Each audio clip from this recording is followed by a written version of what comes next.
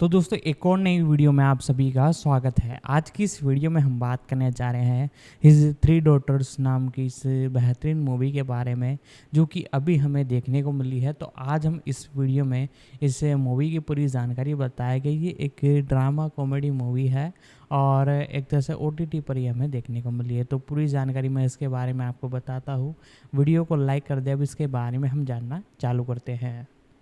His three daughters 2023 की एक अमेरिकी ड्रामा फिल्म है जिसे अज़ाजेल जैकब्स ने लिखा और निर्देशित किया है।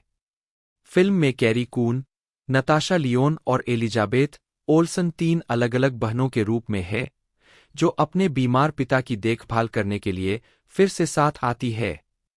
इसमें रूडी गैल्वन, जोस फेबस, जैस्मीन ब्रेसी, J.O. सैंडर्स और जोवन एडेपो भी है।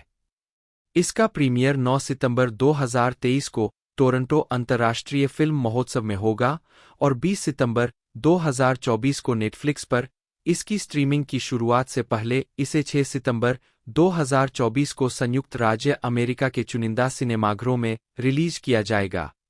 कथानक: जब उनके पिता विंसेंट कैंसर से अपनी लड़ाई के अंत तक पहुंचते हैं और घर पर ही हॉस्पिस देखभाल में प्रवेश करते हैं, तो उनके बच्चे केटी, रेचल और क्रिस्टीना उनके न्यूयॉर्क शहर के अपार्टमेंट में फिर से मिलते हैं। हालांकि विंसेंट उनकी जैविक बेटी नहीं थी, लेकिन रेचल ने रेचल को पाला और रेचल उनकी बीमारी के दौरान उनके साथ रही। केटी और रेचल अपार्टमेंट में रेचल के मारिजुआना धूम्रपान और रेचल द्वारा विंसेंट को पूरी तरह से होश में रहने के दौरान डू नॉट रिसिटेट पर हस्ताक्षर करने में विफल रहने पर बहस करते हैं।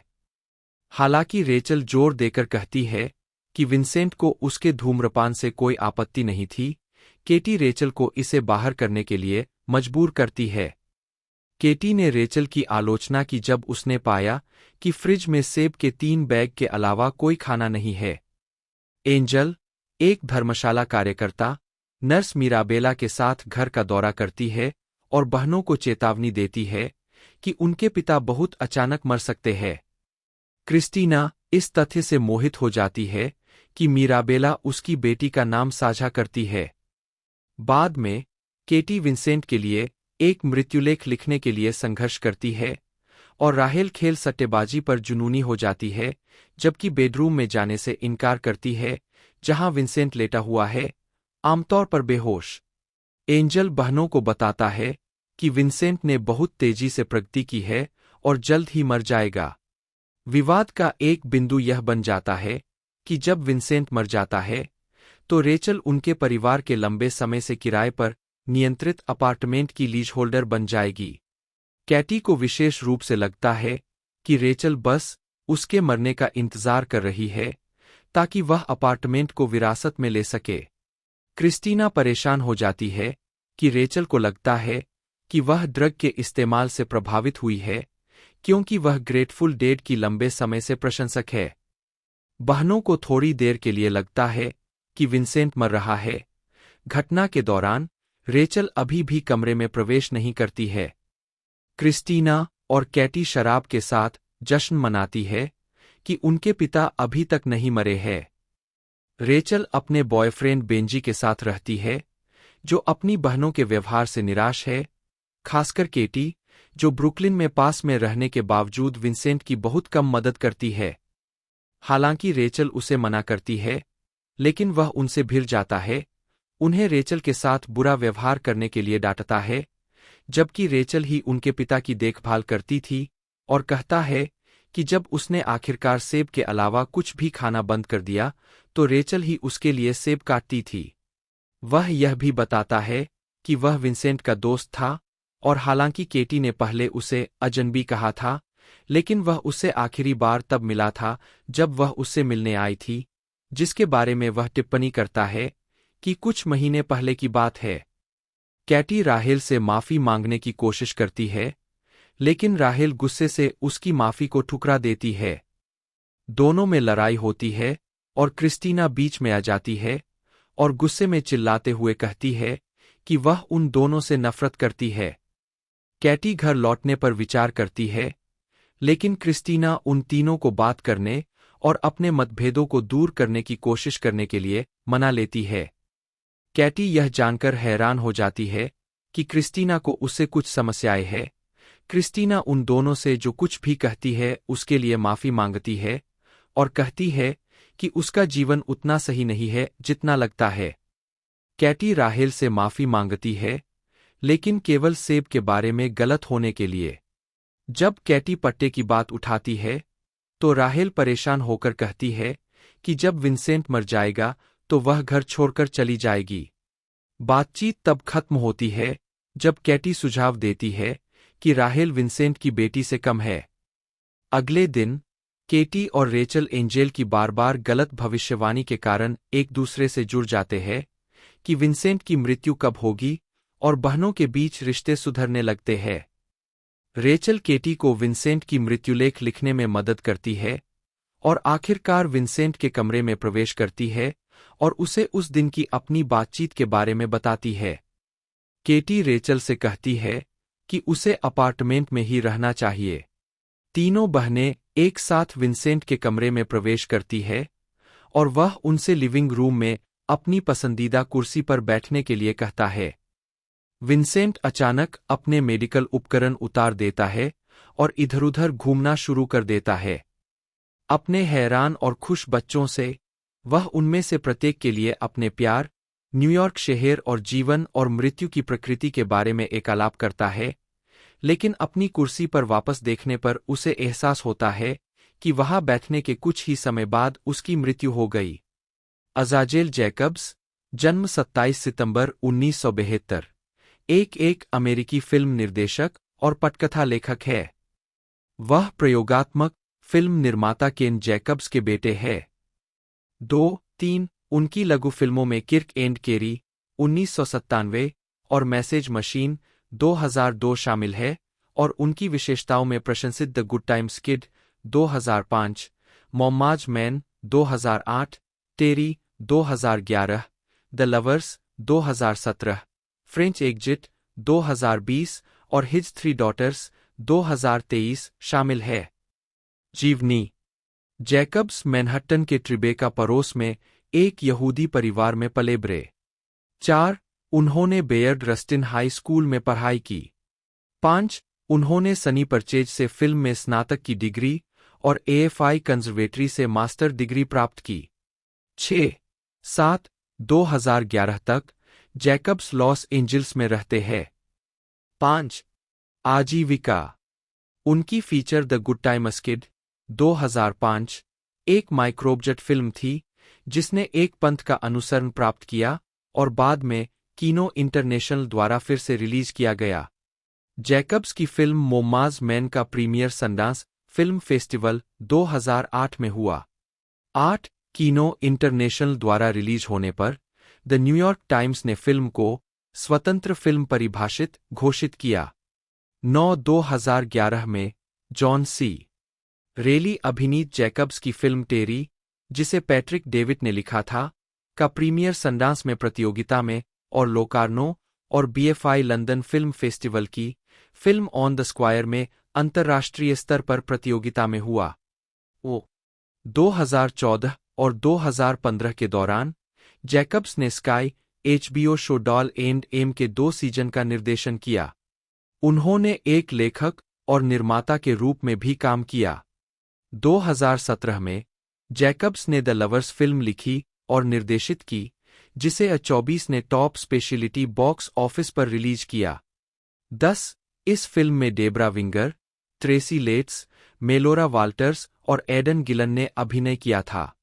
द लवर्स के लिए जैकब्स की पटकथा को सर्वश्रेष्ठ पटकथा के लिए 2017 के इंडिपेंडेंट स्पिरिट अवार्ड के लिए नामांकित किया गया था। जैकब्स ने डियाज जैकब्स द्वारा लिखित, निर्देशित चेरीज के पायलट का निर्माण किया, जिसका प्रीमियर सनडांस 2018 के एपिसोडिक सेक्शन में हुआ। 11 2020 में जैकब्स की फिल्म फ्रेंच एग्जिट का न्यूयॉर्क फिल्म फेस्टिवल के लिए क्लोजिंग नाइट फिल्म के रूप में वर्ल्ड प्रीमियर हुआ। यह फिल्म पैट्रिक डेविड के इसी नाम के एक उपन्यास पर आधारित है और इसमें Lucas Hedges, Tracy Letts, Imogen Poots, Daniel McDonald, Isaach De Bankole, Valerie Mahaffey, Susan Coyne और डैनियल डी टोमासो के साथ मिशेल फिफर ने अभिनय किया है। फिफर ने फ्रांसिस प्राइस की भूमिका निभाई है, जिसे वैरायटी ने एक ऐसी भूमिका जिसके लिए उसे याद किया जाएगा कहा। 12 इसे कई पुरस्कारों के लिए नामांकित किया गया था। 13 जिसमें 2021 गोल्डन ग्लोब 14 शामिल है और इसने कैनेडियन स्क्रीन अवार्ड्स से सर्वश्रेष्ठ अभिनेत्री का पुरस्कार जीता। 15 यह फिल्म 12 फरवरी 2021 को सोनी पिक्चर्स क्लासिक्स द्वारा और 18 मार्च 2021 को सोनी पिक्चर्स वर्ल्डवाइड द्वारा अंतर्राष्ट्रीय स्तर पर रिलीज की गई थी। फ्रेंच एग्जिट को बर्लिनले स्पेशल गाला में 71वें बर्लिन फिल्म फेस्टिवल के लिए चुना गया था, जिसका यूरोपीय प्रीमियर 12 जून 2021 को होगा। 16. अजाजेल जैकब्स की नवीनतम फिल्म हिज 3 डॉटर्स का विश्व प्रीमियर 2023 टोरंटो अंतर्राष्ट्रीय फिल्म फेस्टिवल में हुआ था, जहां इसे नेटफ्लिक्स ने 2024 रिलीज के लिए एक विश्वव्यापी सौदे में खरीदा था। फिल्म, जिसे उन्होंने लिखा, निर्देशित, संपादित और निर्मित किया, में नताशा लियोन, एलिजाबेथ ओल्सन और कैरी कून ने अभिनय किया है, जिसे उनके सर्वश्रेष्ठ प्रदर्शनों में से एक माना गया है। अजाजेल जैकब्स 29 मार्च 2021 को मार्क मैरन के पॉडकास्ट WTF विद मार्क मैरन में कला फिल्मों द क्लैश, मैड मैगजीन और उनकी फिल्मों टेरी, द लवर्स और फ्रेंच एग्जिट के बारे में बात करते हुए दिखाई दिए। जैकब्स ने एलिजाबेथ ओल्सन अभिनीत Facebook series sorry for your loss के 2 एपिसोड और अमेजन के मोजार्ट इन द जंगल के 3 एपिसोड का निर्देशन किया, जिसके अंतिम सीजन में वे कंसल्टिंग प्रोड्यूसर थे। 17. 19 अप्रैल 2024 को द लवर्स की आधिकारिक रीमेक 2 और 2 प्यार, जिसे एक अलग दृष्टिकोण और अलग संस्कृति से बताया गया है, पूरे भारत के सिनेमाघरों में रिलीज हुई। यह प्रोडक्शन A24 फिल्म का पहला रीमेक भी है। फिल्मोग्राफी। फिल्में। वर्ष, शीर्षक, निदेशक, लेखक, निर्माता, नोट्स, संदर्भ। 1997 किर्क और केरी हाँ नहीं नहीं लघु फिल्म। 1999 खतरा 44 हाँ नहीं नहीं लघु फिल्म। 2000 प्रिय मेक्सिको हाँ नहीं नहीं लघु फिल्म। 2002 संदेश मशीन हाँ नहीं नहीं लघु फिल्म। 2003 ओहवी हाँ नहीं नहीं लघु फिल्म। इसके बाद तीनों बहनें बारी बारी से उसकी कुर्सी पर बैठती है, फिर एक दूसरे को सोफे पर पकड़ती है। क्रिस्टीना 5 लिटिल डक्स गाती है, जबकि कैटी और क्रिस्टीना के अलविदा कहने और घर लौटने का फुटेज चलता है। उनके जाने के बाद रेचल बाहर धूम्रपान करने चली जाती है। वापस सोफे पर वह क्रिस्टीना को गाने की आखिरी पंक्ति गाने के लिए रोकती है, जिसे वह अपनी बहनों की हंसी के लिए डैडी डक ने कहा बीप बीप बीप से बदल देती है। गालना। कैरी कून केटी के रूप में, नताशा लियोन रेचेल के रूप में, एलिजाबेथ ओल्सेन क्रिस्टीना के रूप में, J.O. सैंडर्स विंसेंट, जोवन अरेपो बेंजी के रूप में, रूडी गैल्वन एंजेल के रूप में, जोस फेबस, जैस्मीन ब्रेसी। मुक्त करना। उनकी 3 डॉटर्स का प्रीमियर 9 सितंबर 2023 को टोरंटो इंटरनेशनल फिल्म फेस्टिवल में हुआ। अक्टूबर 2023 में नेटफ्लिक्स ने $7 मिलियन में फिल्म के विश्वव्यापी वितरण अधिकार हासिल कर लिए। बाद में इसे 6 सितंबर 2024 को चुनिंदा सिनेमाघरों में रिलीज करने का शेड्यूल किया गया। इसके बाद 20 सितंबर को स्ट्रीमिंग रिलीज की गई। स्वागत। समीक्षा एग्रीगेटर वेबसाइट रॉटन टोमाटोज पर 75 आलोचकों की 99% समीक्षाएं सकारात्मक है, जिनकी औसत रेटिंग 8.1/10 है।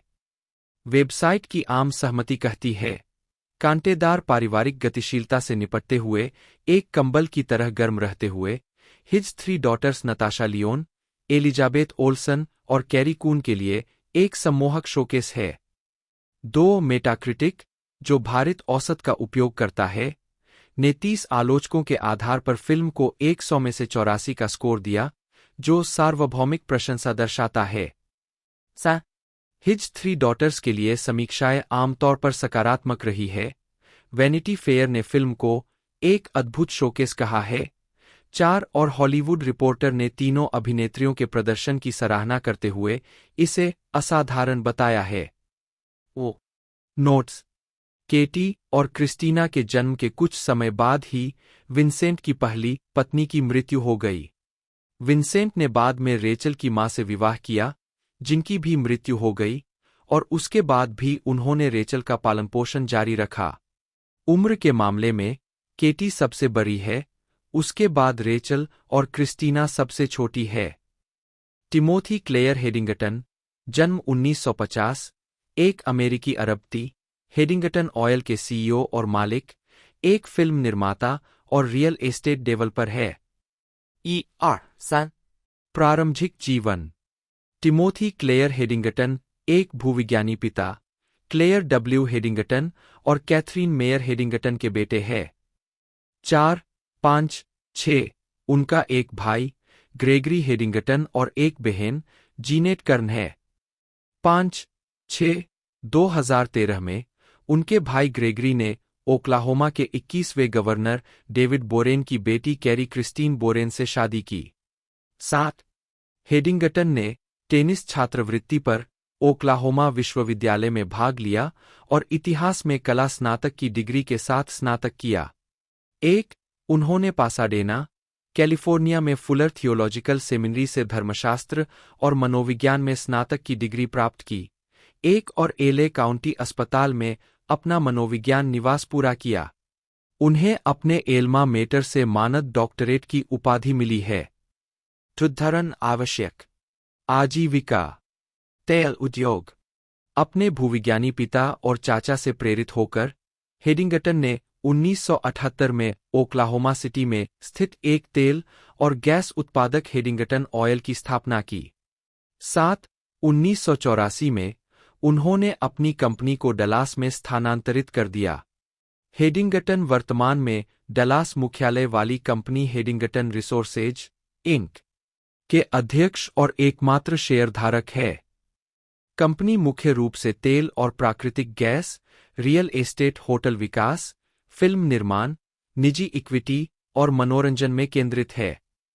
उद्धरण आवश्यक: हेडिंगटन व्यक्तिगत रूप से और विभिन्न पारिवारिक संस्थाओं के माध्यम से एक सक्रिय परोपकारी व्यक्ति है। उद्धरण आवश्यक: हेडिंगटन 2008 तक रडार के नीचे रहे, जब उन्होंने उत्तरी डकोटा के बक्केन तेल क्षेत्र में एकड़ जमीन $1.85 बिलियन में एक्सटीओ एनर्जी को बेच दी। उद्धरण आवश्यक: मनोरंजन: हेडिंगटन 2007 से 2012 तक ब्रिटिश अकादमी पुरस्कार विजेता निर्माता ग्राहम किंग के साथ जीके फिल्म्स में निवेशित थे।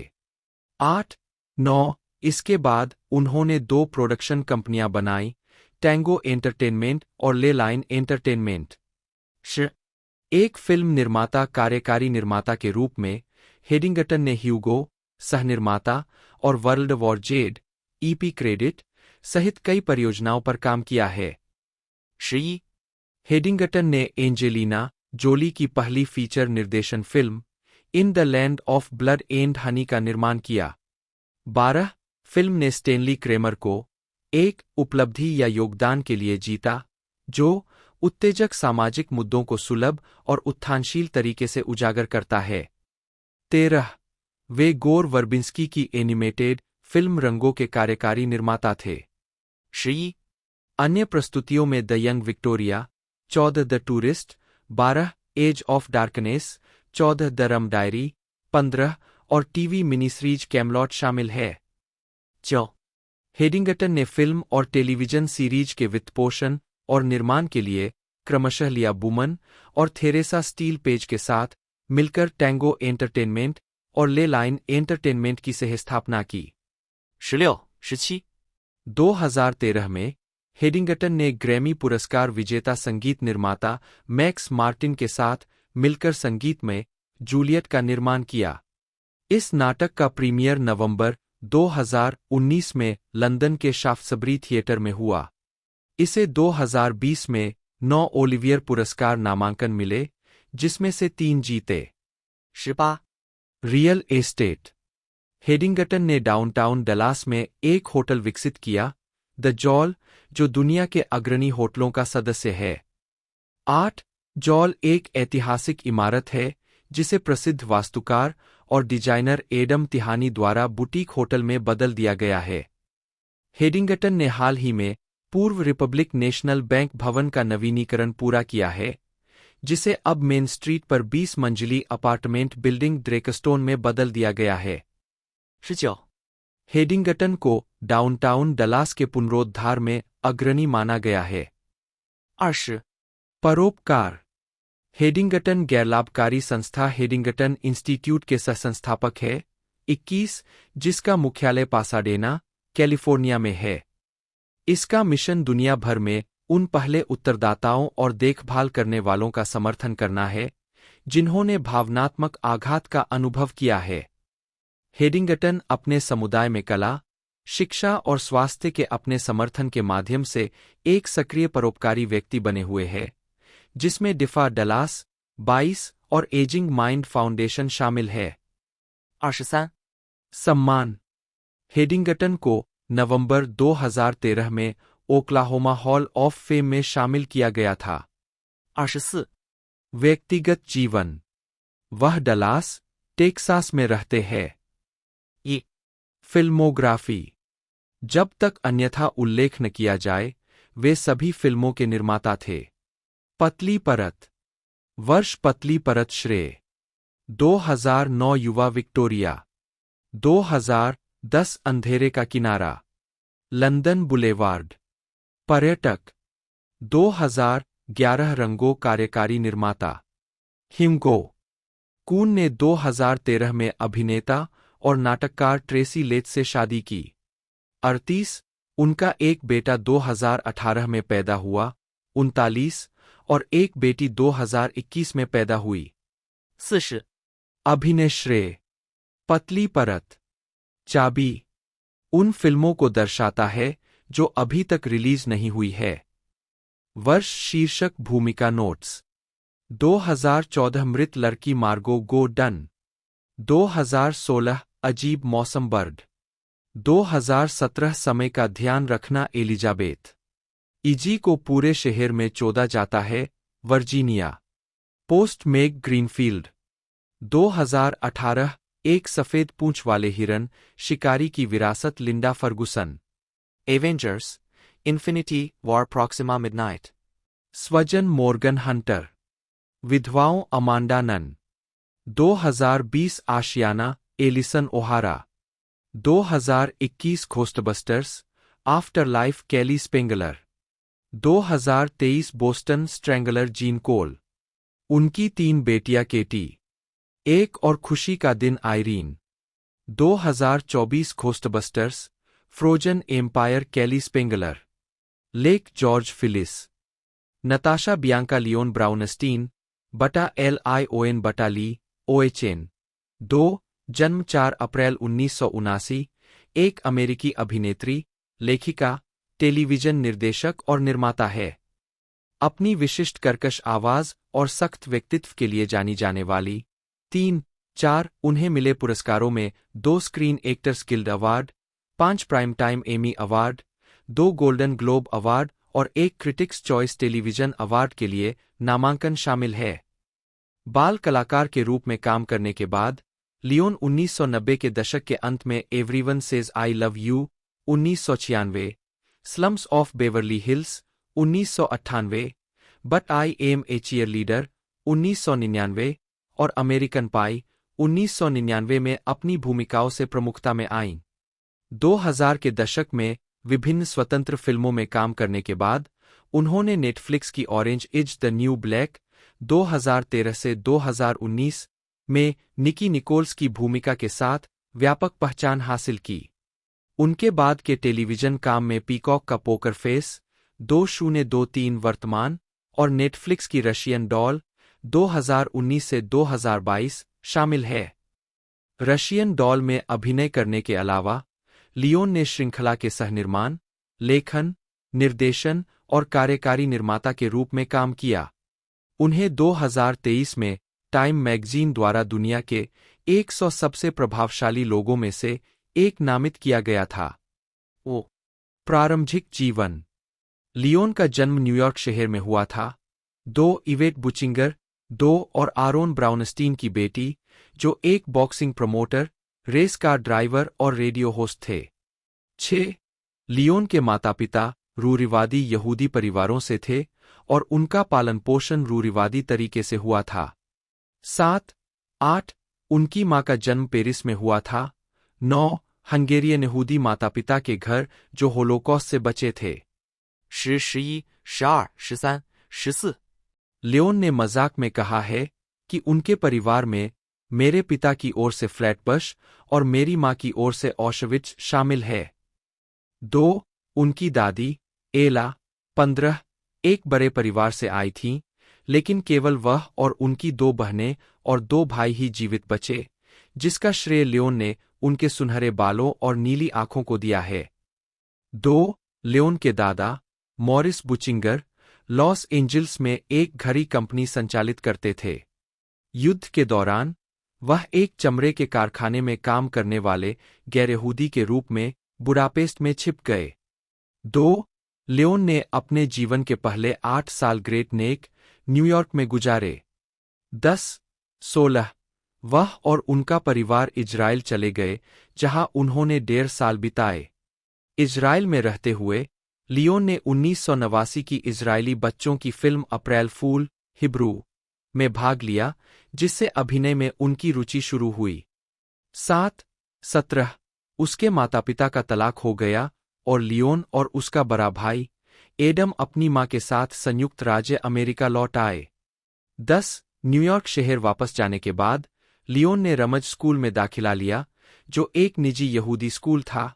18 जहां लियोन एक छात्रवृत्ति छात्रा थी, जिसने तलमूड की कक्षाएं लीं और आरामी पढ़ी। 9 सहपाठियों को मारिजुआना बेचने के कारण उसे द्वितीय वर्ष में निष्कासित कर दिया गया था। 9 लियोन अपर ईस्ट साइड में पलीबरी, जहां उसे लगा कि वह बाहरी है। 2 20 21 उसने हाई स्कूल से स्नातक नहीं किया। अपने वरिष्ठ वर्ष से पहले ही न्यूयॉर्क विश्वविद्यालय के टिश स्कूल ऑफ आर्ट्स में एक फिल्म कार्यक्रम में भाग लेने के लिए छोड़ दिया, जहां उसने थोड़े समय के लिए फिल्म और दर्शन का अध्ययन किया। 16 उसकी हाई स्कूल स्नातकता टिश में अपना पहला वर्ष पूरा करने पर निर्भर थी, लेकिन उसने कार्यक्रम छोड़ दिया क्योंकि वह ट्यूशन का भुगतान नहीं कर सकती थी।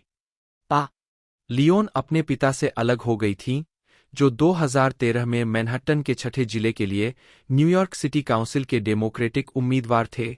6 22 और अक्टूबर 2014 में अपनी मृत्यु तक अपर वेस्ट साइड में रहते थे। 23 उसने कहा है कि वह अपनी मां के करीब नहीं थी, जिनकी 2013 में मृत्यु हो गई थी, और 16 साल की उम्र से अनिवार्य रूप से अपने परिवार से स्वतंत्र रूप से रहती है। 7、आजीविका 1986 से 1999 शुरुआत और फिल्मी सफलता। छोटी बच्ची के रूप में लियोन को फोर्ड मॉडलिंग एजेंसी द्वारा साइन किया गया था।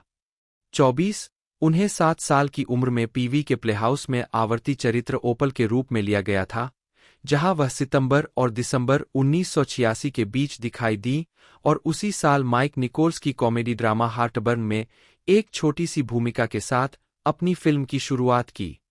बाल कलाकार के रूप में काम करने के अपने समय के बारे में लियोन ने बाद में कहा, मुझे 6 साल की उम्र में सुसंगत और एक व्यवसायी बनना पड़ा। 10 साल की उम्र तक मैं एक थका हुआ पेशेवर था। मुझे नहीं लगता कि मेरे माता पिता बेहतर जानते थे। यह उनका एक निर्णय था जो आशावादी अज्ञानता पर आधारित था। 9 डेनिस द मेनेस 1993 में पोली के रूप में सहायक भूमिका निभाने के बाद लियोन को 16 साल की उम्र में वुडी एलन निर्देशित संगीतमय comedy everyone Says I Love You 1996 में कास्ट किया गया, जहां उन्होंने डीजे के रूप में सह-अभिनय किया, जो मुख्य किरदार जो एलन द्वारा अभिनीत की बेटी थी। इसके कारण उन्हें स्वतंत्र आने वाली उम्र की comedy slums of Beverly Hills 1998 में एक प्रमुख भूमिका मिली, जिसके लिए उन्हें विवियन अब्रोमोविच के चित्रण के लिए सकारात्मक नोटिस मिले।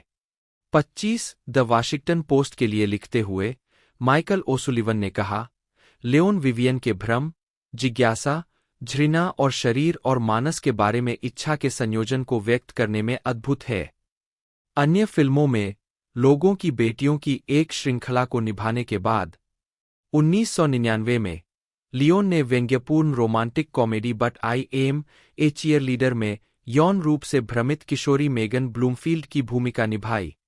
रिलीज पर मिश्रित आलोचनात्मक स्वागत के बावजूद 27 फिल्म रूपांतरण चिकित्सा के नुकसान के बारे में जागरूकता बढ़ाने में सहायक थी। 28 और तब से एक पंथ का विकास हुआ है।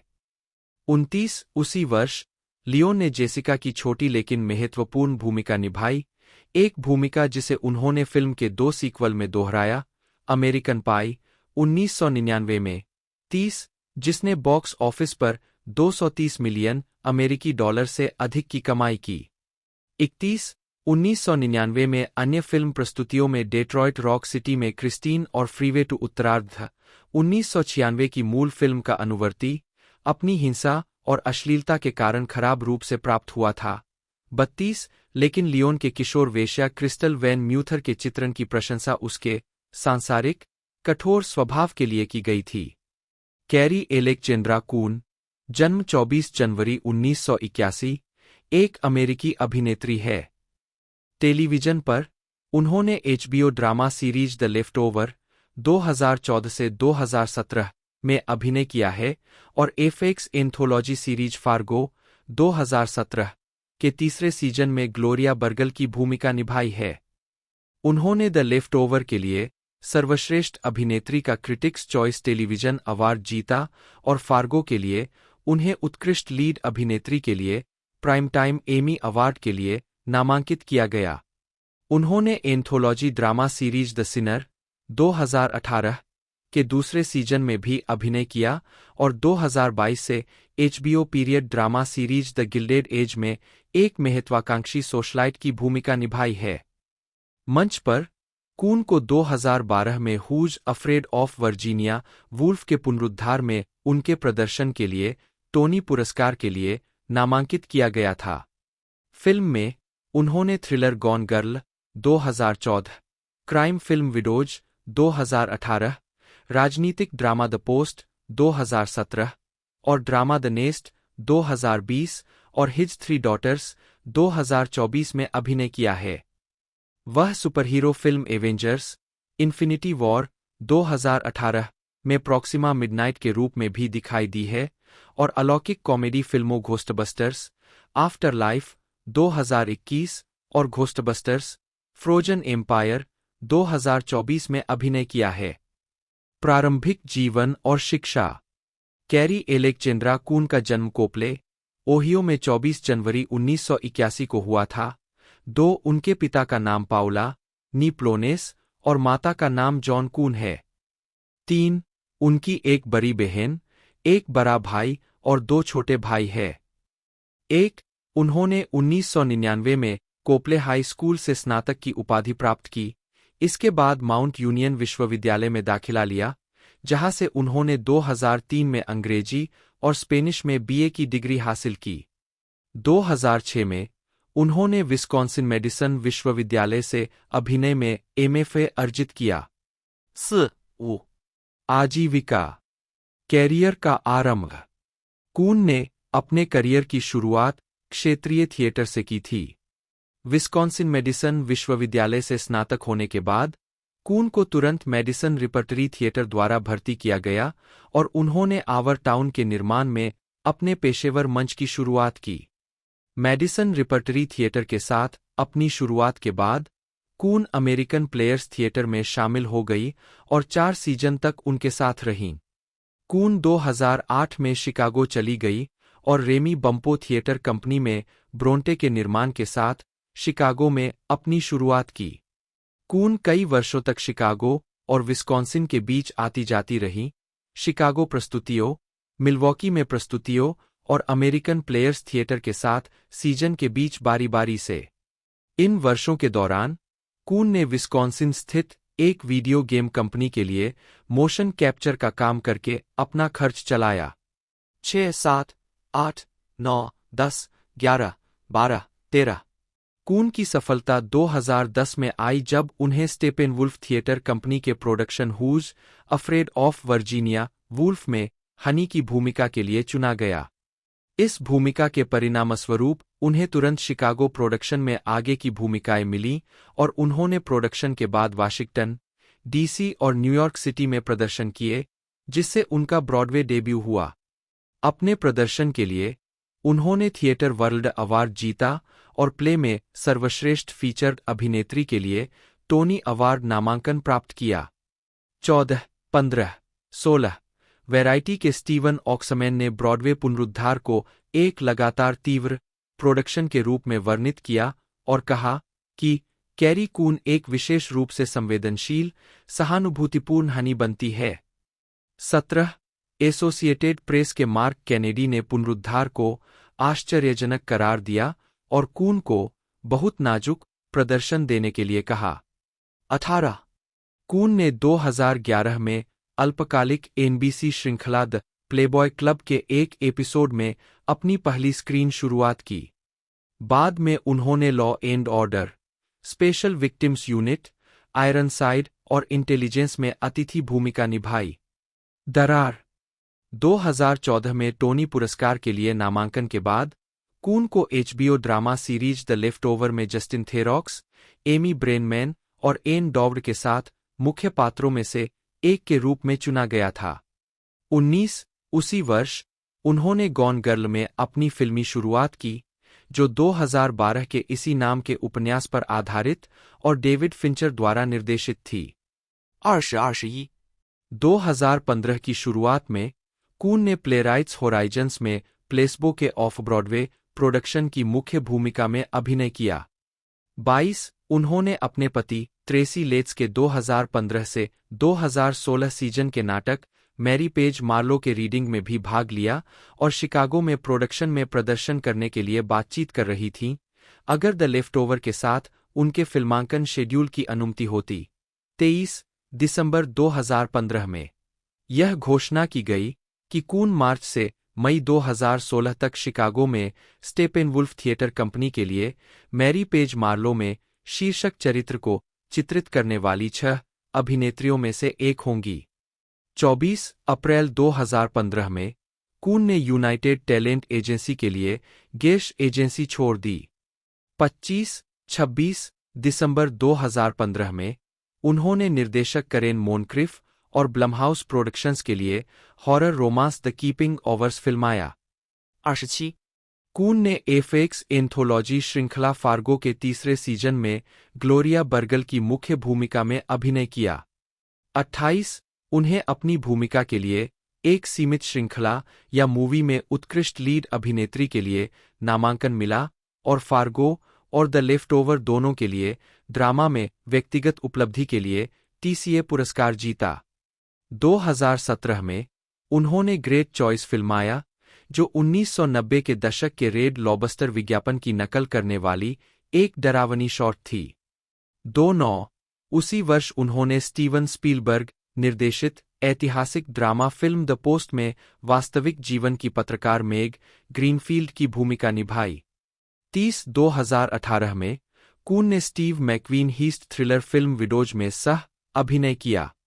31 32 30 अप्रैल 2020 को Coon HBO drama series the Gilded Age में बर्था रसेल के रूप में अमांडा पीट की जगह शामिल हुईं। 33 उन्हें फिल्म द नेस्ट में उनके काम के लिए 2021 में 9वें कैनेडियन स्क्रीन अवार्ड्स में सर्वश्रेष्ठ अभिनेत्री के लिए कैनेडियन स्क्रीन अवार्ड के लिए नामांकन मिला। 34 जनवरी 2024 में Coon HBO anthology series the White Lotus के तीसरे सीजन के कलाकारों में शामिल हुई, जिसका प्रीमियर 2025 में होने की उम्मीद है। 35 उन्होंने एलिजाबेथ ओल्सेन और नताशा लियोन के साथ अजाजेल जैकब्स पारिवारिक ड्रामा हिज 3 डॉटर्स 2023 में अभिनय किया। फिल्म का प्रीमियर टोरंटो अंतर्राष्ट्रीय फिल्म महोत्सव में हुआ। 36 फिल्म को नेटफ्लिक्स द्वारा वितरण के लिए चुना गया और सितंबर 2024 में रिलीज किया गया। लियोन ने प्रशंसित 2000 की television film if these walls could talk 2 में समलैंगिक समानता के लिए लड़ने वाली कॉलेज कार्यकर्ता जीन की भूमिका निभाई थी। 34 इसके बाद वह बहुचर्चित Holocaust drama the grey zone 2001 में दिखाई दी। 35 और 2000 के दशक की शुरुआत में लगातार काम करना जारी रखा, मुख्यधारा की परियोजनाओं जैसे कि Scary Movie 2, Kate and Leopold दोनों 2001 और ब्लेड ट्रिनिटी 2004, साथ ही छोटे प्रोडक्शंस जैसे Zig Zag 2002, Die Mommie Die, Party Monster दोनों 2003, मैडहाउस 2004 और माई सुसाइडल स्वीटहार्ट 2005। 36 2010 की horror parody all about evil में एक मनोरोगी सीरियल किलर डेबी टेनिस का उनका चित्रण विशेष रूप से अच्छी तरह से प्राप्त हुआ था। फिल्म थ्रेट ने टिप्पणी करते हुए कहा, इसके निर्देशक लियोन को सुपरस्टार के रूप में सही ढंग से मानते हैं, हमें उनके अंदर रहने वाले अंधेरे की झलक देते हैं, जिसने freeway 2 confessions of a trick baby को 20वीं सदी की अंतिम पंथ कृति बना दिया, यह देखते हुए कि क्रूरता के फायरहाउस को मुक्त करने की उनकी क्षमता यहाँ पूर्ण प्रदर्शन पर है। 37 2011 वर्तमान कैरियर पुनरुत्थान और पुरस्कार सफलता। लियोन ने एबेल फेरारा के postapocalyptic drama 4:44 last day on earth 2011 में सहायक भूमिका निभाई थी, जिसे मूवी लाइन ने अजीब तरह से सम्मोहक कहा था। 38 2 साल बाद वह नेटफ्लिक्स की comedy drama series orange Is the New black में दिखाई देने लगी, एक सीरीज के नियमित रूप से उनका पहला टेलीविजन काम।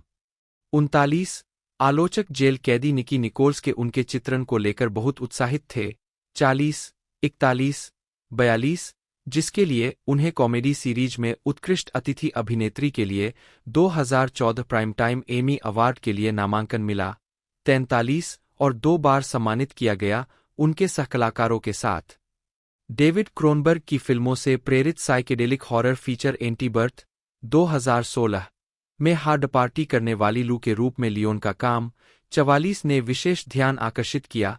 एलेक्स मैक्लेवी ने द एवी क्लब के लिए एक समीक्षा में लिखा, अभिनेता ने पिछले कुछ वर्षों में एक उल्लेखनीय पुनरुत्थान का अनुभव किया है। यहाँ वह लू का किरदार निभाने के लिए अपने पुराने अतीत को सामने लाती है। नशे में धुत लियोन की ताकत के साथ खेलती है, एक स्पष्ट रूप से बड़ा व्यक्तित्व, तेजतर्रार लेकिन पसंद करने योग्य, एक आत्मविनाशकारी लकीर के साथ जो उस छोटे से शहर से भी बड़ी है जिसमें कहानी सामने आती है। 45 उनकी अन्य फिल्म क्रेडिट में Sleeping with Other People, Hello My Name Is Doris, Handsome 2017, Show Dogs 2018, Honey Boy 2019 और जेम्स ग्रे की science fiction thriller Ad Astra 2019। Orange Is the New Black के अंतिम सीजन के बाद लियोन ने नादिया वुल्वोकोव के रूप में अभिनय करना शुरू किया, एक महिला जो अपने 36वें जन्मदिन की पार्टी में समय के पाश में फंस गई थी, रूसी डॉल पर, एक कॉमेडी ड्रामा सीरीज जिसे उन्होंने लेस्ली हेडलैंड और एमी पोहलर के साथ बनाया और निर्मित किया। 46 फरवरी 2019 में नेटफ्लिक्स पर डेब्यू करते हुए शो को शानदार समीक्षा मिली। द गार्जियन की लूसी मैंगन ने इसे बढ़िया और प्रभावशाली कहा और कहा, नादिया एक शानदार रचना है और लियोन एक मैच का प्रदर्शन देती है। 47 इस बीच एलन सेपिनवॉल ने रोलिंग स्टोन के लिए अपनी समीक्षा में लिखा, 2000 के दशक की शुरुआत में नशे की लत और अन्य स्वास्थ्य संबंधी परेशानियों से जूझने के बाद लियोन अपने करियर को पुनर्जीवित करने में कामयाब रही। एक व्यक्तिगत कथात्मक चाप जो स्पष्ट रूप से नादिया के उसकी अपनी मृत्यु दर के साथ निरंतर टकराव को सूचित करता है। लियोन एक ऐसी विलक्षण स्क्रीन उपस्थिति है, इतनी विशिष्ट रूप से न्यूयॉर्क यहूदी एग्रो का उल्लेख नहीं करना कि उसने जो भी भूमिकाएं निभाई है, विशेष रूप से एक वयस्क के रूप में, उस व्यक्तित्व की सतह के नीचे जाने की जहमत नहीं उठाई है। दूसरी ओर नादिया निस्संदेह लियोन है। यह उसकी किशोरावस्था के दिनों से लेकर अब तक की इंडी फिल्मों जैसे स्लम्स ऑफ बेवर्ली हिल्स और But I am a cheerleader में निभाई गई किसी भी भूमिका से अधिक गहरी और व्यापक है। 48 रशियन डॉल के 2 सीजन हो चुके हैं, जिसके लिए लियोन को 3 प्राइम टाइम एमी नामांकन मिले हैं। उत्कृष्ट कॉमेडी सीरीज के लिए उत्कृष्ट लेखन और कॉमेडी सीरीज में उत्कृष्ट मुख्य अभिनेत्री। 49 Lyonne the Paley Center for Media के पेलीफेस्ट 2014 में Orange Is the New Black के सम्मान में लियोन ने 2021 में ली डेनियल की the United States versus Billie Holiday में अमेरिकी अभिनेत्री तल्लुल्लाह बैंकहेड का किरदार निभाया, जो जैज गायक बिली हॉलिडे के जीवन और करियर पर आधारित एक जीवनी पर आधारित ड्रामा है। उन्होंने अगले वर्ष रियान जॉनसन द्वारा निर्देशित मिस्ट्री थ्रिलर ग्लास ओनियन ए नाइव्स आउट मिस्ट्री में खुद की एक कैमियो उपस्थिति दर्ज की। 50 और सैटरडे नाइट लाइव के सीजन 47 के समापन की मेजबानी की, जहां उन्होंने अपने करियर और व्यक्तिगत परेशानियों के बारे में 5 मिनट का एक एकालाप किया। 51 जनवरी 2023 में उन्होंने पीकॉक सीरीज पोकर फेस में चार्ली केल की भूमिका निभाई, एक कैसीनो कार्यकर्ता जिसके पास झूठ का पता लगाने की जन्मजात क्षमता थी। कोलंबो जैसे टेलीविजन मर्डर मिस्ट्री से प्रेरित 52 शो दूसरे सीजन के लिए वापस आएगा। 55 मई 2024 में यह घोषणा की गई कि लियोन ने MCU superhero film the fantastic four first steps में एक अनिर्दिष्ट भूमिका में अभिनय करने के लिए हस्ताक्षर किए हैं, जिसे जुलाई 2025 में रिलीज किया जाना है। 56 रंगमंच का काम लियोन ने 2008 में माइक ले के 2000 ईयर्स के एकॉर्न थिएटर में प्रोडक्शन के साथ न्यूयॉर्क स्टेज पर अपनी शुरुआत की। 57 7 वह love loss and what I वोर की मूल कास्ट अक्टूबर 2009 मार्च 2010 का हिस्सा थीं। 58 जो नोरा एफ्रॉन और डेलिया एफ्रॉन का एक ऑफ ब्रॉडवे प्ले था, जो इलीन बेकरमैन की किताब पर आधारित था। 59 2010 में लियोन को राउंड अबाउट थिएटर कंपनी में किम रोसेनस्टॉक की कॉमेडी टाइगर्स बी स्टिल में उनके प्रदर्शन के लिए सकारात्मक नोटिस मिले। चार्ल्स इशरवुड ने द न्यूयॉर्क टाइम्स के लिए अपनी समीक्षा में टिप्पणी की, सुश्री लियोन पूरी तरह से सबसे मजेदार भूमिका में पूरी तरह से प्रसन्न है। दुहक से पागल ग्रेस इतनी गहराई से आत्मदया में डूबी हुई है कि उसने शिष्टाचार के किसी भी प्रयास को एक तरफ रख दिया है। 60 61 लियोन ने 2011 में एकॉर्न थिएटर में टॉमी नोहिली के ब्लड फ्रॉम ए स्टोन के निर्माण में अभिनय किया।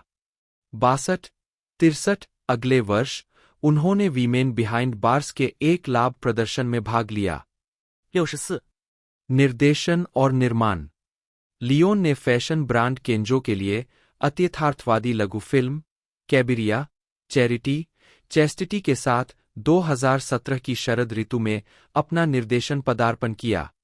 सिनेमेटोग्राफर चुंगहुनचुंग द्वारा शूट की गई यह फिल्म वाडेविल कलाकार चैस्टिटी का अनुसरण करती है, जो अपने अतीत को स्वीकार करती है।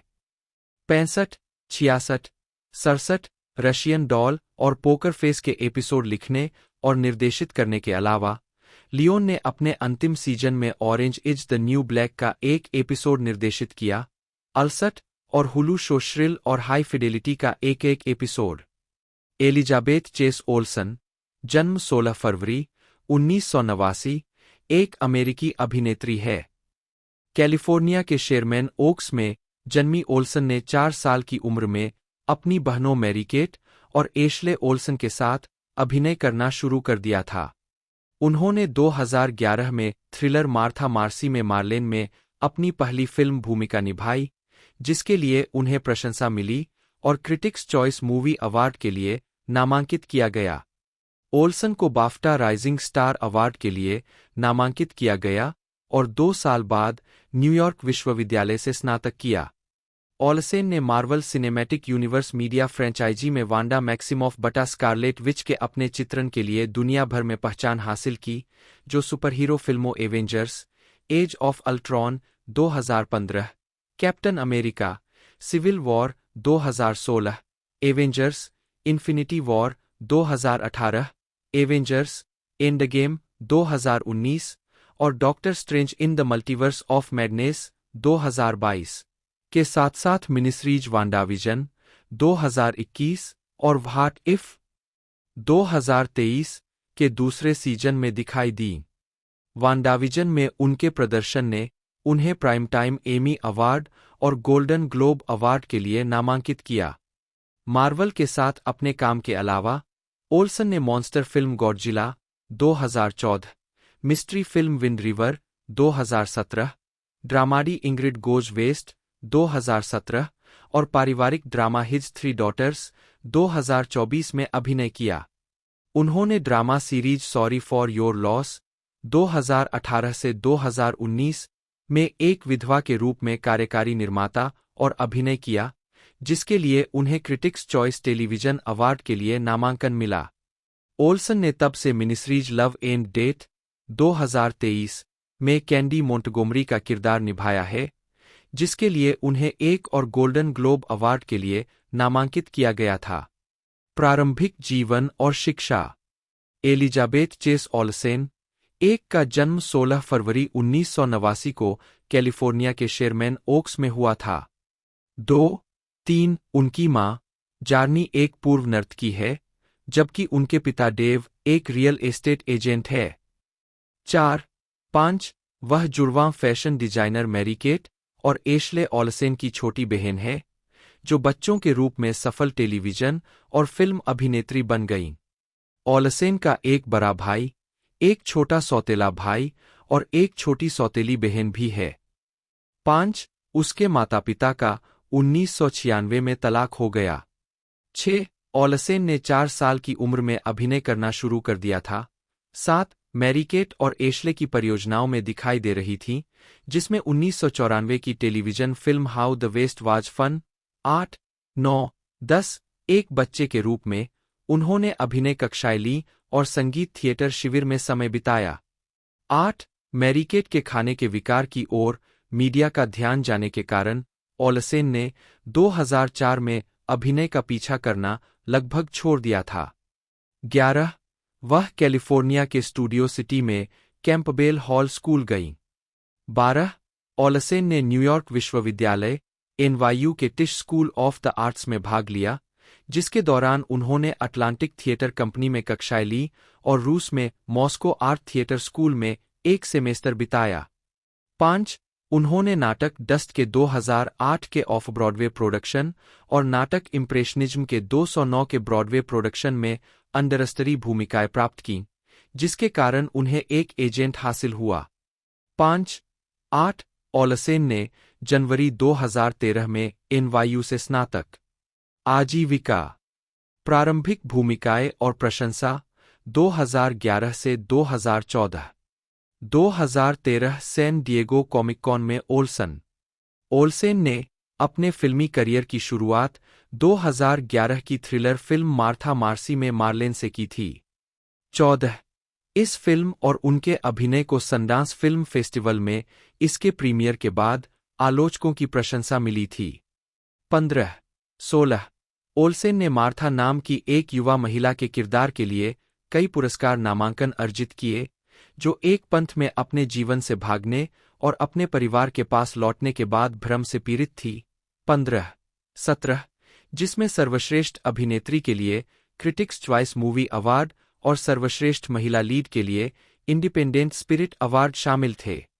16 उन्होंने चरित्र में अपनी रुचि का श्रेय मानसिक बीमारियों के प्रति अपने आकर्षण को दिया। 14 ओल्सेन अगली बार हॉरर फिल्म साइलेंट हाउस में दिखाई दी। 18 मार्था मार्सी में मार्लेन के साथ सनडांस फिल्म फेस्टिवल में प्रीमियर होने के बावजूद इसे 2012 में रिलीज किया गया। 19 जिसके दौरान उन्होंने थ्रिलर रेड लाइट्स और कॉमेडी लिबरल आर्ट्स में भी अभिनय किया। 8 जनवरी 2013 में ओल्सेन ने 66वें ब्रिटिश एकेडमी फिल्म अवार्ड्स में बाफ्टा राइजिंग स्टार अवार्ड के लिए नामांकन प्राप्त किया। 21 उस वर्ष बाद में उन्होंने जीवनी नाटक किल योर डार्लिंग्स में उपन्यासकार जैक केराउ की पहली पत्नी और बीट जनरेशन संस्मरण यू विल बी ओके की लेखिका एडी पार्कर की भूमिका निभाई। 22 वह 2003 की दक्षिण कोरियाई फिल्म ओल्डबॉय के अमेरिकी रीमेक में भी दिखाई दी, जिसमें उन्होंने मैरी सेबेस्टियन की भूमिका निभाई, जो एक नर्स है जो जोश ब्रोलिन द्वारा निभाए गए नायक की मदद करती है अपनी बेटी को ढूंढने में। 23 उसी वर्ष उन्होंने विलियम शेक्सपियर के नाटक रोमियो एंड जूलियट के ऑफ ब्रॉडवे प्रोडक्शन में टाइटैनिक जूलियट की भूमिका निभाई। उन्होंने एमिल जोला के 1867 के उपन्यास थेरेस राक्विन के फिल्म रूपांतरण इन सीक्रेट में प्रमुख भूमिका निभाई। यह फिल्म फरवरी 2014 में रिलीज हुई थी। 25 उस वर्ष बाद में ओल्सन ने ब्रायन क्रेस्टन और आरोन टेलर जॉनसन के साथ राक्षस फिल्म गॉडजिला में अभिनय किया, जिसे सकारात्मक समीक्षा मिली और $160 मिलियन के प्रोडक्शन बजट के मुकाबले इसने $529 मिलियन की कमाई की। 26-27 उन्होंने और डकोटा फैनिंग ने उसी वर्ष रिलीज हुई फिल्म वेरी गुड गर्ल्स में ब्रुकलिन में किशोर लड़कियों के रूप में सह-अभिनय किया। 28 जिसे वैनिटी फेयर के जोश डुबोफ ने प्रतिकूल समीक्षा के रूप में वर्णित किया। 29. मार्वल सिनेमैटिक यूनिवर्स और निरंतर सफलता 2015 वर्तमान। ओल्सेन ने 2015 की superhero film Avengers Age of Ultron में अभिनय किया, जो द एवेंजर्स की सीक्वल है। 30 जो Marvel Cinematic Universe media franchise में शामिल हुई। 31-32 फिल्म में उन्होंने वांडा मैक्सिमॉफ बटा स्कारलेट विच का किरदार निभाया, जिसने कॉमिक बुक कैरेक्टर की फिल्मी शुरुआत को चिह्नित किया। 33 वह पहली बार 2014 की film captain America the winter soldier के पोस्ट क्रेडिट सीन में आरोन टेलर जॉनसन के साथ इस किरदार में दिखाई दी, जिन्होंने मैक्सिमॉफ के भाई पिएत्रो का किरदार निभाया था।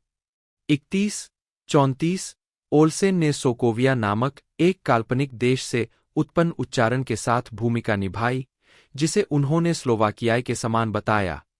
32 उन्होंने Captain America Civil War 2016, 35 Avengers Infinity War 2018, 36 और एवेंजर्स एंडगेम 2019 में भूमिका दोहराई।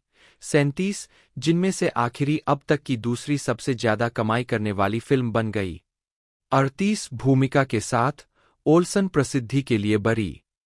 ओल्सेन ने 2015 की मार्क अब्राहम द्वारा निर्देशित जीवनी पर आधारित film I saw the light में टॉम हिडलेस्टन द्वारा चित्रित गायक हैंक विलियम्स की पत्नी, प्रबंधक और युगल साथी ऑड्रे विलियम्स का किरदार निभाया था।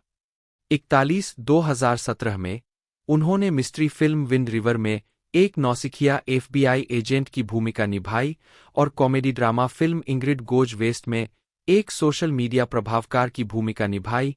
दोनों को ही अगस्त में आलोचनात्मक प्रशंसा के साथ रिलीज किया गया था। 42, 43, 44 वल्चर के डेविड एडेलस्टीन ने विंड रिवर में ओल्सेन के असंगत हाई स्कूली व्यवहार को समस्याग्रस्त पाया। 45 जबकि रोलिंग स्टोन के पीटर ट्रेवर्स ने लिखा। 46 अगले वर्ष वह नेटफ्लिक्स फिल्म कोडाक्रोम में दिखाई दी, जिसमें उन्होंने एड हैरिस द्वारा निभाए गए एक फोटोग्राफर की देखभाल करने वाली की भूमिका निभाई। 47 ओल्सेन ने फेसबुक वॉच वेब टेलीविजन श्रृंखला सॉरी फॉर योर लॉस में लेह शॉ नामक एक युवा विधवा के रूप में कार्यकारी निर्माता और अभिनय किया, जिसका प्रीमियर सितंबर 2018 में हुआ था। 48 उन्होंने कहा कि श्रृंखला को विकसित करने में लगे 3 वर्षों ने उन्हें शॉ के आवेगों में खुद को डुबोने में सक्षम बनाया। 49 आलोचकों ने श्रृंखला की सकारात्मक समीक्षा की। 50 और ओल्सेन के प्रदर्शन, जिसने उन्हें ड्रामा सीरीज में सर्वश्रेष्ठ अभिनेत्री के लिए क्रिटिक्स च्वाइस टेलीविजन अवार्ड के लिए नामांकन दिलाया। 51 को तेजस्वी, 52 अनुशासित और तेज, 53 साथ ही धूर्त सहानुभूतिपूर्ण के रूप में जाना गया। 54 शो को 2 सीजन के बाद जनवरी 2020 में रद्द कर दिया गया था। 55 विजन के रूप में पॉल बेटनी के साथ ओल्सेन ने सुपरहीरो मिनीसीरीज वांडाविजन में फिर से मैक्सिमॉफ की भूमिका निभाई, जिसका प्रीमियर जनवरी 2021 में डिज्नी प्लस पर हुआ। 56 ओल्सेन और बेटनी की केमिस्ट्री की प्रशंसा करने के अलावा आलोचकों ने कलाकारों की प्रशंसा की। 57 वॉक्स के एलेक्स अबाद सेंटोस ने लिखा कि ओल्सेन अपने चित्रण में शानदार थी और एनपीआर की लिंडा होम्स ने अपनी अपनी समीक्षाओं में उनके अमिट केंद्रीय प्रदर्शन पर प्रकाश डाला। 58.59 ओल्सेन ने अपने प्रदर्शन के लिए लिमिटेड या एंथोलॉजी सीरीज या मूवी में उत्कृष्ट लीड अभिनेत्री के लिए प्राइम टाइम एमी अवार्ड नामांकन और सर्वश्रेष्ठ अभिनेत्री मिनी सीरीज या टेलीविजन फिल्म के लिए गोल्डन ग्लोब अवार्ड नामांकन अर्जित किया। ओल्सेन के प्रदर्शन को प्रशंसा मिली। वैरायटी के ओवेन ग्लीबरमैन ने लिखा कि यह एक ओपेरा की आग पैदा करता है। 62、63。ओल्सेन ने टेक्सास में 1980 में हुई एक हत्या के बारे में HBO max limited series love and death में गृहिणी कैंडी मोंटगोमरी का किरदार निभाया। 64 उनके प्रदर्शन ने उन्हें सर्वश्रेष्ठ अभिनेत्री लघु श्रृंखला या टेलीविजन फिल्म के लिए गोल्डन ग्लोब पुरस्कार के लिए नामांकन दिलाया। 65 सीरीज के बाद ओल्सेन ने अज़ाजेल जैकब्स की हिज 3 डॉटर्स और science fiction drama thriller the assessment में अभिनय किया। वह डेविड फ्रेने की रोमांटिक कॉमेडी इटर्निटी और टॉड सोलोंडज की फिल्म लव चाइल्ड में अभिनय करने वाली है। 66、67、68。व्यक्तिगत जीवन। ओल्सन का कहना है कि वह 13 साल की उम्र में नास्तिक बन गई थी क्योंकि उनका मानना है कि धर्म समुदाय के बारे में होना चाहिए और प्रार्थना करने के लिए एक जगह होनी चाहिए, न कि ऐसा कुछ जो महिलाओं की स्वतंत्रता निर्धारित करे। 69 उसके पास एक बार न्यूयॉर्क में एक रियल एस्टेट लाइसेंस था जिसे उसने पहली बार वहां जाने के बाद प्राप्त किया था। 70 Olsen Bobbi Brown cosmetics company की राजदूत है। 50 वह और अभिनेता बॉयड होलब्रुक 2011 से 2014 तक रिलेशनशिप में थे। 71、ओल्सेन ने 3 साल की डेटिंग के बाद जुलाई 2019 में अमेरिकी बैंड मिलो ग्रीन के संगीतकार रॉबी आर्नेट से सगाई कर ली। 72 73 दोनों ने गुपचुप तरीके से भाग लिया। 74 वह और आर्नेट लॉस एंजल्स में रहते हैं। 75 साथ में उन्होंने बच्चों की किताबें हैटी हार्मनी वरी डिटेक्टिव जून 2022 में रिलीज और हैटी हार्मनी ओपनिंग नाइट जून 2023 में रिलीज की। चिंता के साथ ओल्सेन और आर्नेट के अनुभवों ने पुस्तकों की रचनाओं को प्रेरित किया। 76、77。फिल्मोग्राफी। चाबी उन फिल्मों को दर्शाता है जो अभी तक रिलीज नहीं हुई है। पतली परत। वर्ष शीर्षक भूमिका नोट्स संदर्भ 2011 मार्था मार्सी में मार्लिन मार्था बटा मार्सी में बटा मार्लिन लुइस 16 2012 लाल बातिया सैली ओवेन 20 साइलेंट हाउस सारा जे ओलकट सैंडर्स जन्म 16 अप्रैल 1953 एक अमेरिकी फिल्म थिएटर और टेलीविजन अभिनेता और नाटककार है। वह अक्सर द पब्लिक थिएटर में ऑफ ब्रॉडवे नाटकों में दिखाई देते हैं। उन्हें ड्रामा डेस्क अवार्ड और New York Drama Critics Circle Award मिल चुका है। सैंडर्स ने 1976 में हेनरी वी के Shakespeare in the Park production में अपना ऑफ ब्रॉडवे डेब्यू किया। उन्होंने सैम शेपर्ड के ब्यूरीड चाइल्ड 1978 में ब्रैडली की भूमिका निभाई। उन्होंने लूज एंड्स 1979 नाटक में अपना ब्रॉडवे डेब्यू किया। वह The Caine Mutiny Court Martial 1983, Saint Joan 1993, Pygmalion 2007, Girl From the North Country 2020 और पुर्ली विक्टोरियस 2023 में ब्रॉडवे पर लौटे। उन्होंने कॉमेडी स्टार्टिंग ओवर 1979 से अपनी फीचर फिल्म की शुरुआत की। Cross Creek 1983, Tucker the Man and His Dream 1988, Glory 1989, JFK 1991, Hostage 1992, Angels in the Outfield 1993, Music of the Heart 1999, Tumbleweeds 1999 और रिवोल्यूशनरी रोड 2008 जैसी फिल्मों में उनकी उल्लेखनीय भूमिकाएं थीं। उन्होंने law and order, criminal intent, the good wife, person of interest, blind spot और स्नीकी पीट सहित टेलीविजन श्रृंखलाओं में आवर्ती भूमिकाएं निभाईं। उन्होंने वाइड एंगल, नोवा और secrets of the dead show के लिए कथावाचक के रूप में काम किया है। प्रारंभिक जीवन और शिक्षा। सैंडर्स का जन्म 16 अप्रैल 1953 को ऑस्टिन, टेक्सास में जेम्स ओलकट सैंडर्स, एक कला संगठन के कार्यकारी और वायलिन वादक, 1917 से 1983 और फिलिस रायनी एडेन के घर हुआ था। उनके माता-पिता क्वेकर थे। 4-5 उन्होंने सुनी परचेज में एक्टिंग कंजर्वेटरी में भाग लिया। आजीविका। सैंडर्स ने 1976 में हेनरी वी के Shakespeare in the Park production में अपना ऑफ ब्रॉडवे डेब्यू किया। 6 उन्होंने 1978 में सैम शेपर्ड के ब्यूरीड चाइल्ड के पहले न्यूयॉर्क प्रोडक्शन में ब्रैडली की भूमिका निभाई। 6 सैंडर्स का फिल्म और टेलीविजन में लंबा करियर रहा है। उन्हें शायद the day after tomorrow 2004, green lantern 2011, 8 और मॉर्गन फ्रीमैन अभिनीत एलेक्स क्रॉस फिल्मों में उनके काम के लिए सबसे ज्यादा पहचाना जाता है। वह कई अन्य उल्लेखनीय फिल्मों में दिखाई दिए हैं, जिनमें Glory 1989, Mister Destiny 1990, JFK 1991, Angels in the Outfield 1994, the Big Green 1995, Daylight, Tumbleweeds 1999, Music of the Heart 1999, Half Nelson 2006, Cadillac Records 2008 और रिवोल्यूशनरी रोड 2008 शामिल है। 9 टेलीविजन पर सैंडर्स ने 1986 से 88 की एनबीसी जासूसी सीरीज क्राइम स्टोरी में। 10 वह 2002 से 2009 तक पीबीएस सीरीज वाइड एंगल के लिए कथावाचक है और 2007 से शुरू होने वाले कई नोवा एपिसोड के लिए कथावाचक के रूप में काम कर चुके हैं। श्री मंच पर सैंडर्स ब्रॉडवे पर Loose Ends 1979, 12 The Caine Mutiny Court Martial 1983, 13 Saint Joan 1993, 14 Pygmalion 2007 में दिखाई दिए हैं। 15-16 Girl From the North Country musical 2020 और पुरली विक्टोरियस 2023।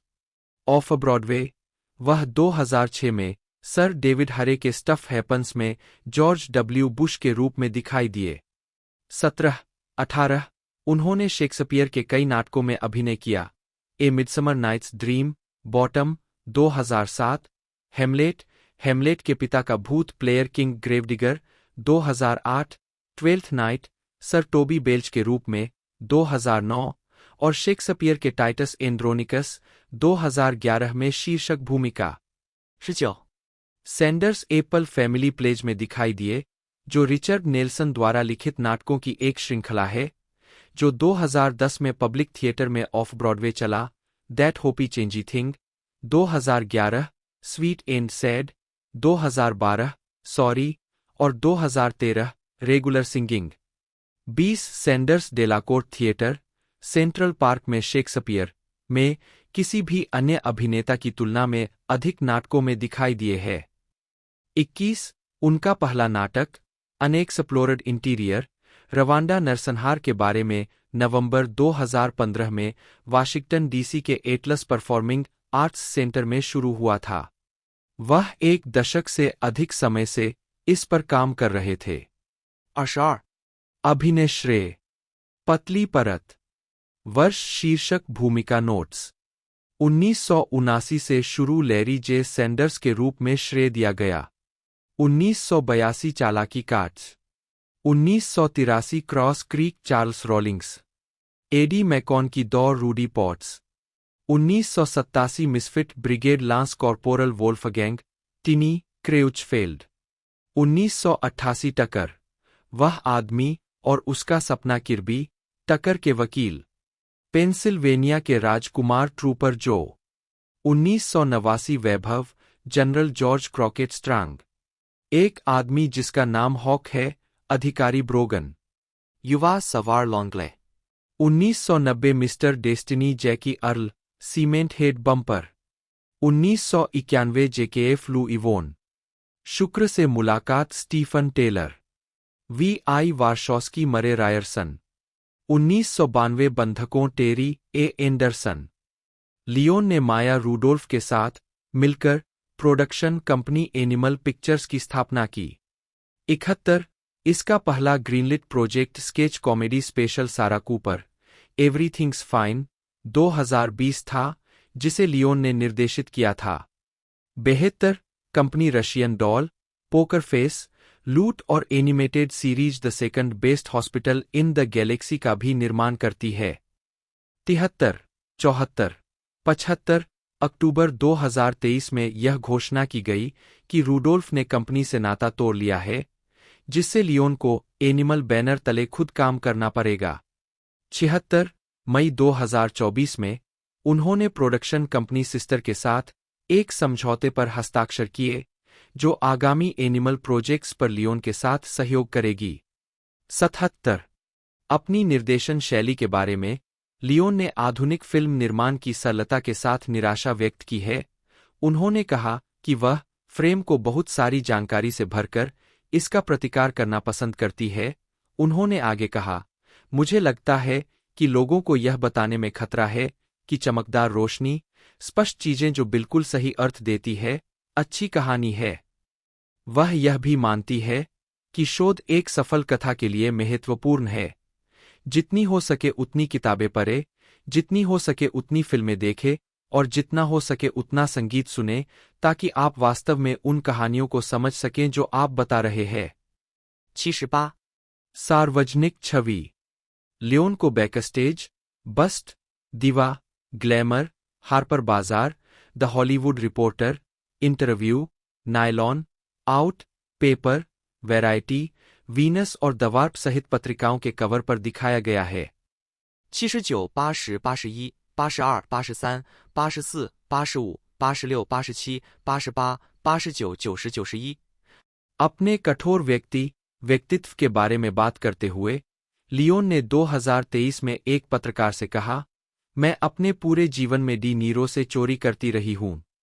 जितना मैं बेटे डेविस और मैं वेस्ट और गेना रोलैंड से प्यार करती हूं, मैंने अक्सर खुद को पीटर फॉक और जो पेसिस और जिमी कैग्नीज सभी लड़कों के साथ पहचाना। निश्चित रूप से जब तक मैं रूसी गुड़िया लिख रही थी, मैंने एक ऐसा चरित्र देखा जो स्त्री और पुरुषत्व का सही मिश्रण था। 4 Orange Is the New Black और But I am a Cheerleader जैसे कामों में समलैंगिक किरदार निभाने और एलजीबीटी समुदाय के लिए उनकी वकालत के कारण उन्हें लेस्बियन आइकन के रूप में वर्णित किया गया है। 92 2015 में लियोन को मानवाधिकार अभियान के एली फॉर इक्वेलिटी अवार्ड से सम्मानित किया गया। 93 व्यक्तिगत जीवन।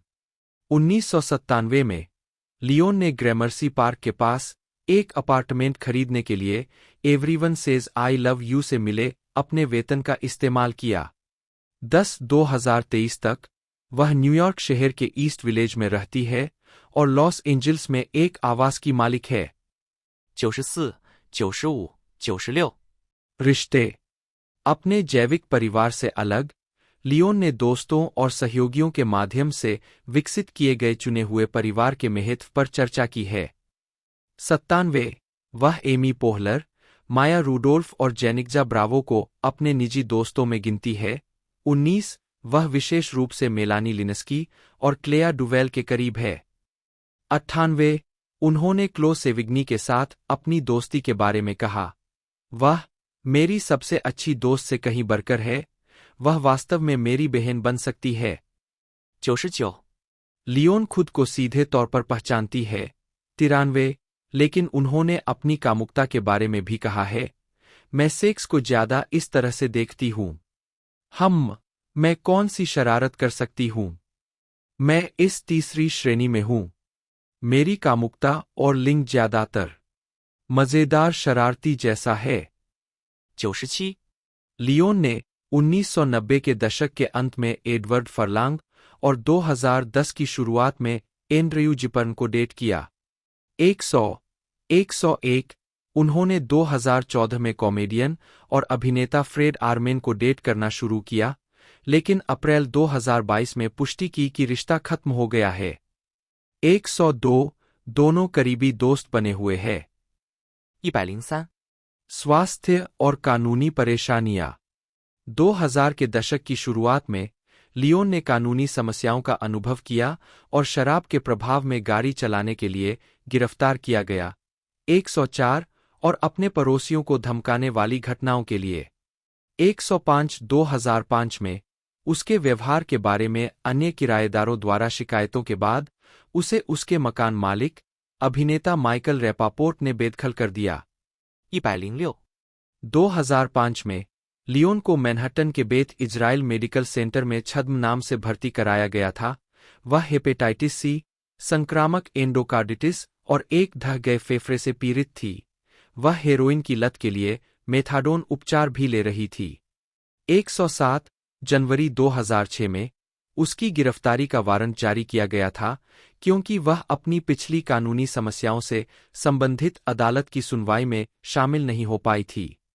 उसके वकील ने कहा कि एक आपात स्थिति उत्पन्न हो गई थी, लेकिन उसने विवरण नहीं दिया। उसी वर्ष बाद में लियोन को एक दवा और अल्कोहल उपचार केंद्र में भर्ती कराया गया। वह बाद में अदालत में पेश हुई और न्यायाधीश ने सशर्त रिहाई दर्ज की। 7 उसने दिसंबर 2006 से ड्रग्स का उपयोग नहीं किया है। लियोन ने 2012 में अपने पिछले हृदय संक्रमण के कारण हृदय वाल्व की क्षति को ठीक करने के लिए ओपन हार्ट सर्जरी करवाई थी। 108 उसने 2023 में धूम्रपान छोड़ दिया।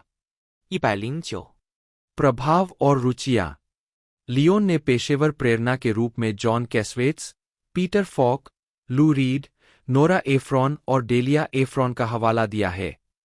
19 उनकी पसंदीदा फिल्मों में नाइट्स ऑफ कैबिरिया, 1957 में Giulietta Masina, A Woman Under the Influence, 1974 में गेना रोलैंड्स, नेकेड, 1993 में डेविड थेवलिस और ऑल दैट जैज, 1979 में रॉय शेडर शामिल है। 110 क्रॉसवर्ड पहेलियों की प्रशंसक। लियोन ने 2019 में द न्यूयॉर्क टाइम्स के लिए एक क्रॉसवर्ड डिजाइन किया। 111 2023 WGA हड़ताल के दौरान उन्होंने यूनियन सॉलिडेरिटी गठबंधन के लिए धन जुटाने के लिए प्रशंसकों के लिए न्यूयॉर्क टाइम्स क्रॉसवर्ड को हल करने का अवसर नीलाम किया। 112 उनकी अन्य रुचियों में दर्शन और क्लासिक सिनेमा शामिल है। लियोन के पास रूट बियर नाम का एक पालतू माल्टीपू कुत्ता है, जो नियमित रूप से उनके सोशल मीडिया और साक्षात्कारों में दिखाई देता है। 113 फिल्मोग्राफी। पतली परत। वर्ष शीर्षक भूमिका नोट्स। 1986 पेट में जलन राहेल की भतीजी बिना श्रेय।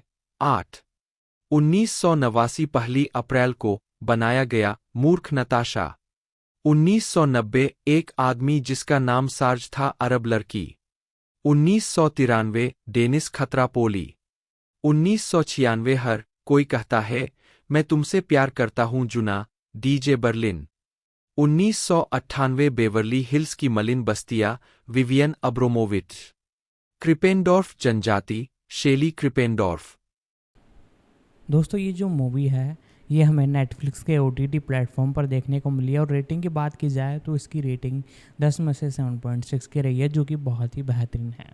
साथ ही साथ इसकी रिलीजिंग डेट के बारे में बात की जाए तो ये TIFF फेस्टिवल के अंदर इसे रिलीज़ कर दिया गया था 9 सितंबर 2023 को और 6 सितंबर 2024 को इसे यूनाइटेड स्टेट में, और अब इसे नेटफ्लिक्स के OTT प्लेटफॉर्म पर भी रिलीज़ कर दिया गया है और 101 मिनट टोटल इसकी लेंथ रखी गई है। मेन बेस लैंग्वेज इंग्लिश है, बाकी इसे हिंदी में भी रिलीज़ किया गया है। आप नेटफ्लिक्स के प्लेटफॉर्म पर जाकर इसे देख सकते हो। तो यदि आपको आज की हमारी ये वीडियो अच्छी लगती है तो वीडियो को लाइक कीजिएगा, चैनल को सब्सक्राइब करके बेल आइकन दबाकर इसे ऑल पर सेट कर दीजिएगा। आज की इस वीडियो में दोस्तों इतना ही, मिलता है अगले वीडियो में।